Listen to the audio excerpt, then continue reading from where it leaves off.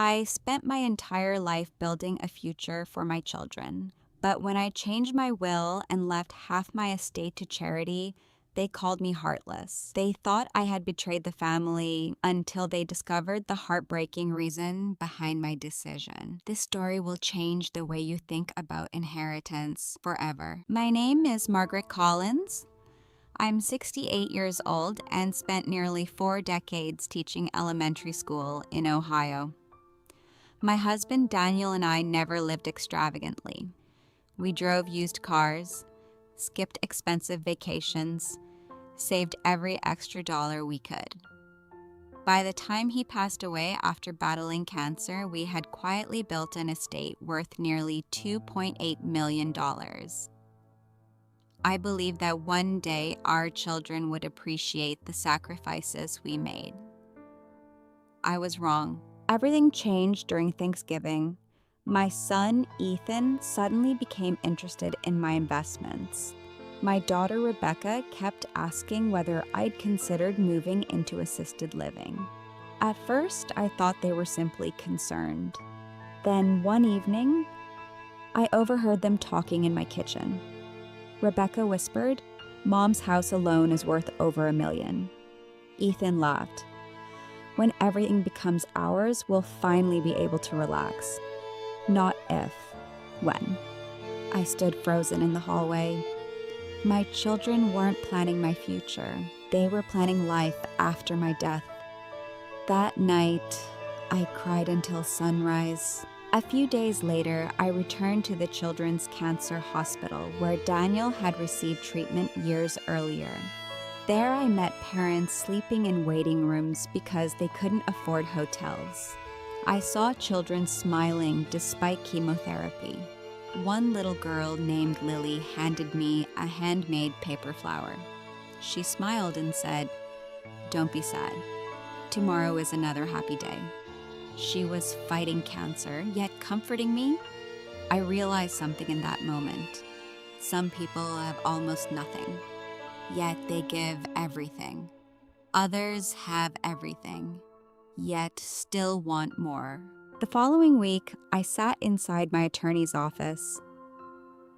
"I have made my decision," I said. "I want half of my estate donated to children's cancer research and family support programs." He asked, "Are you absolutely certain?" I smiled. This may be the most meaningful decision I've ever made. The other half would still go to Ethan and Rebecca. I wasn't punishing them. I was giving my life savings a greater purpose. 3 years later, after my health declined, I invited both of my children to my home. They arrived quickly, almost too quickly. After dinner, I handed each of them a copy of my final will. Rebecca's face turned pale. Ethan read it twice, then he exploded. "You gave over $1 million away? How could you choose strangers over your own family?" I looked calmly at my son. "No. I chose compassion over entitlement. You both have successful careers. You own homes.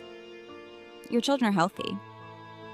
But the families in that hospital, they're fighting simply to see another birthday."